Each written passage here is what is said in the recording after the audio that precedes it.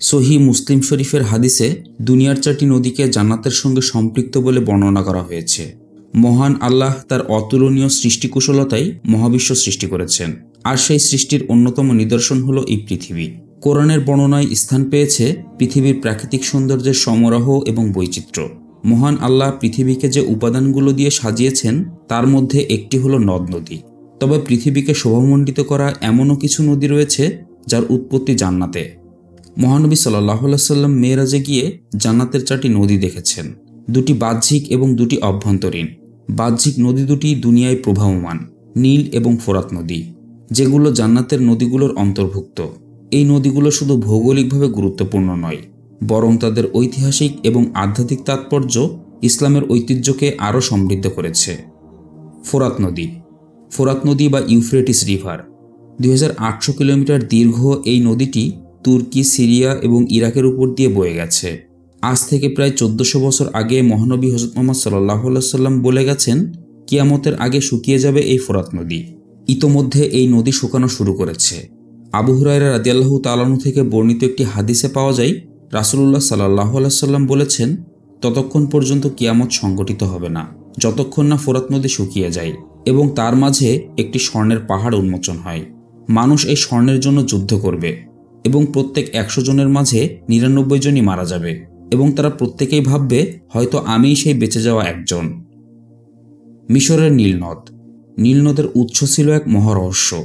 নীলনদটি সহি মুসলিমে বিশেষভাবে উল্লেখ করা হয়েছে, যেখানে রাসূল সাল্লাল্লাহু আলাইহি সাল্লাম বলেছেন, নীল এবং ফোরাত জান্নাতের নদীগুলোর মধ্যে রয়েছে। নীলনদ ইসলামের ঐতিহ্যের সঙ্গে সবচেয়ে বিখ্যাত সংযোগ হল নবী মুসা আলাইহিস সালামের গল্প। তার মা ফেরাউনের আদেশ থেকে তাকে রক্ষা করার আশায় একটি ঝুড়িতে রেখে নীল নদীতে ভাসিয়ে দেন, যা অবশেষে ফেরাউনের পরিবারের কাছে পৌঁছে যায়। মুসা আলাইহিস সালামের নবী হওয়ার যাত্রা শুরু হয় সেখান থেকেই। তুরস্কের জয়হান নদী।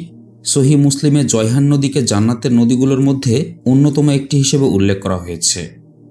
অর্থাৎ পৃথিবীতে আমরা যেসব উপহার উপভোগ করি তা জান্নাতের অফুরন্ত দানের একটি ক্ষুদ্র ঝলক মাত্র। এই নদী পূর্ব তারাস পর্বতমালার নুরহাক পর্বত থেকে উৎপন্ন হয়ে প্রায় 500 কিলোমিটার প্রবাহিত হয়ে ভূমধ্যসাগরে গিয়ে মিশেছে। জয়হান নদী প্রাচীনকাল থেকে একটি প্রাকৃতিক সীমানা এবং বিভিন্ন সভ্যতার জন্য গুরুত্বপূর্ণ সম্পদ হিসেবে পরিচিত ছিল। তুরস্কের সিহান নদী, যেটি সেরাস নামে পরিচিত। সিলিসিয়াস অঞ্চলের সবচেয়ে দীর্ঘতম নদী হল এই সিহান নদী, যা প্রায় 560 কিলোমিটার প্রবাহিত হয়ে ভূমধ্যসাগরে মিশেছে। প্রাচীন লেখকরা সিহান নদী সম্পর্কে বিশদভাবে বলে গেছেন, এটি সিলিসিয়াস অঞ্চলের সভ্যতার বিকাশে গুরুত্বপূর্ণ ভূমিকা পালন করেছে।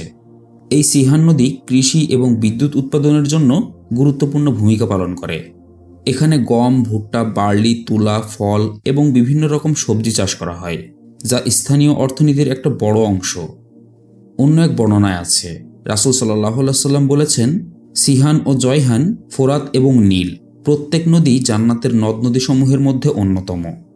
জান্নাতের নদীমালার মধ্যে একটির নাম হলো কাউসার, যা শেষ নবী সাল্লাল্লাহু আলাইহি সাল্লামকে হাউজ রূপে দান করা হয়েছে, যেখান থেকে মহানবী সাল্লাল্লাহু আলাইহি সাল্লাম তার উম্মতকে কিয়ামতে পানি পান করাবেন। সর্ববৃহৎ হাউজ এবং কাউসার নহর থাকবে জান্নাতি শরাবে পরিপূর্ণ, যে পবিত্র শরাব বা পানীয় দুধের চেয়েও সাদা, বরফের চেয়েও শীতল, মধুর চেয়েও মিষ্টি এবং মেশকের চেয়েও সুগন্ধময়।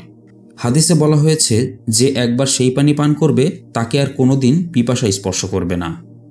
প্রিয় দর্শক, ভিডিও সম্পর্কে আপনার মতামত আমাদেরকে কমেন্ট করে জানাতে পারেন। নিয়মিত ইসলামিক ভিডিও পেতে চাইলে অবশ্যই আমরা মুসলমান চ্যানেলটি সাবস্ক্রাইব করে আমাদের সাথেই থাকবেন। ধন্যবাদ। আসসালামু আলাইকুম ওয়া রাহমাতুল্লাহ।